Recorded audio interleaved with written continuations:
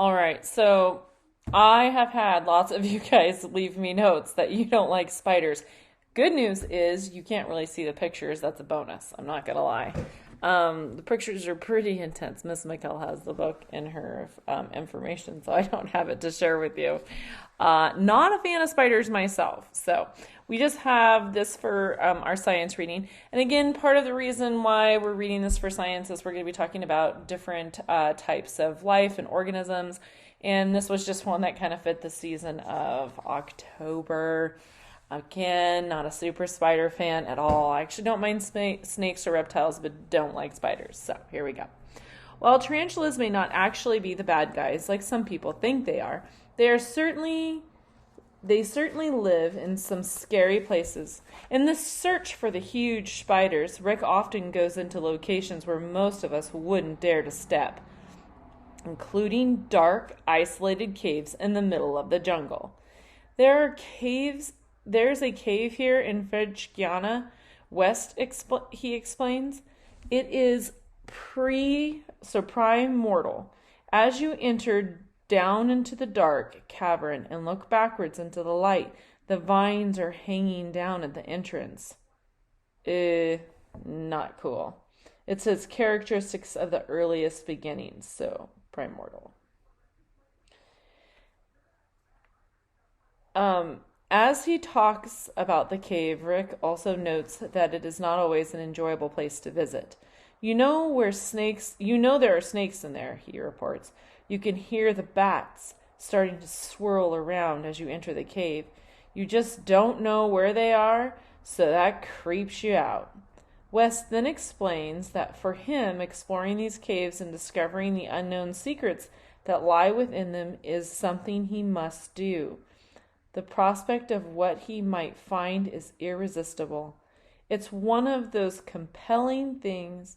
I have to go in to see what's in there. Compelling means to force someone to do something. It like makes you want to know.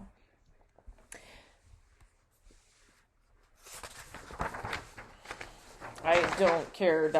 There's nothing that you could do to compel me to go into a cave like that. Not at all. I'd be like, not really. Since Rick is in Guyana, he pays a visit to the primordial cave. He slowly cuts his way through the forest and finally reaches the cave entrance. As he nears the huge dark cavern, it seems as if he is walking into a black hole. But this doesn't bother West. He bravely continues to pick up his way over the rocks and tree roots to get further into the cave, using a flashlight to find his way. Once he gets deep inside, he begins overturning rocks. Oh my gosh! And looking around. Trouble. At last he sees what he has come for. A tarantula burrow. Literally just got the chills. Grosses me out. I don't even like cobwebs in my windows, and those are for little spiders. There could be a good-sized spider in there, so he cautiously approaches it and holds his flashlight toward the burrow in order to examine it closely. Chills. After he has taken a look, Wes notices that there is indeed a tarantula in the burrow. You can see a tarantula in it, he explains. I won't know what kind it is until I get it out. So, with this comment, Wes spins toward the burrow and gets closer to the entrance so he can better see the tarantula. Then suddenly he says, wait a minute. It's come out the back. There's a hole in the back here. Wes moves around to the other side of the burrow. It's just on the back wall, he reports.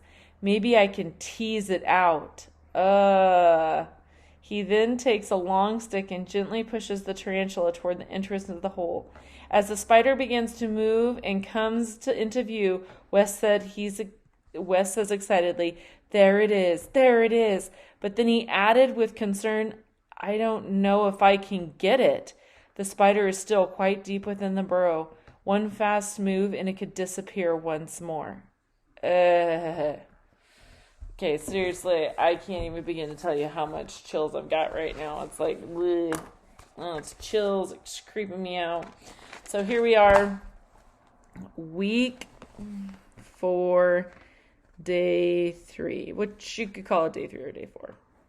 We only day 3 of work. So, um, number 1, this guy, Rick, seems a little, obsessed with spiders.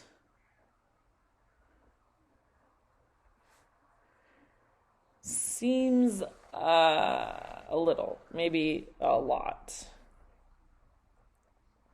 obsessed with spiders. Number 2, I wonder how many times he's been bitten.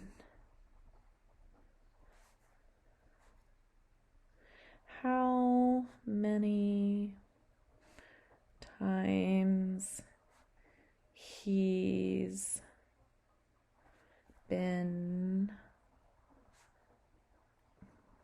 bitten? I don't know. I don't remember reading that. I don't know. 3, his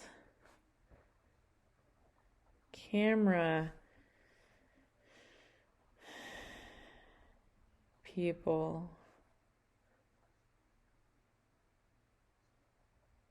who go with him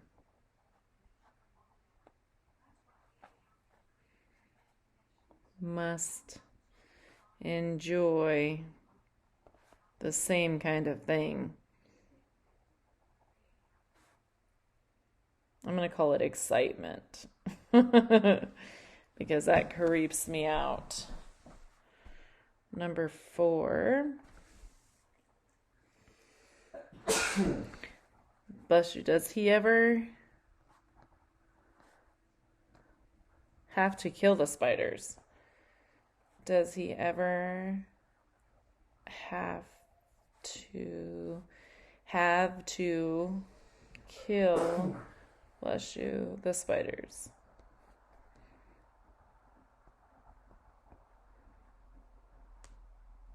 I would think that he doesn't because of how he talks about it. And the last thing is,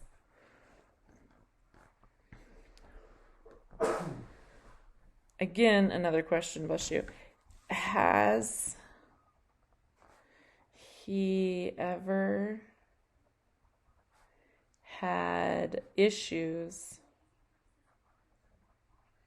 / attacks, ACE, bless you, by other animals, like bats or things that live in caves?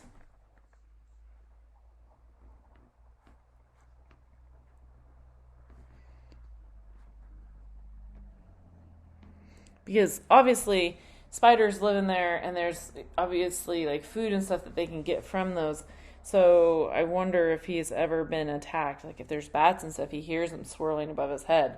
That seems pretty intense. So those are my questions from today. And this is from the spider story.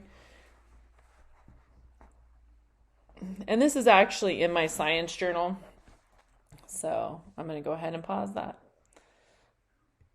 Have a great weekend.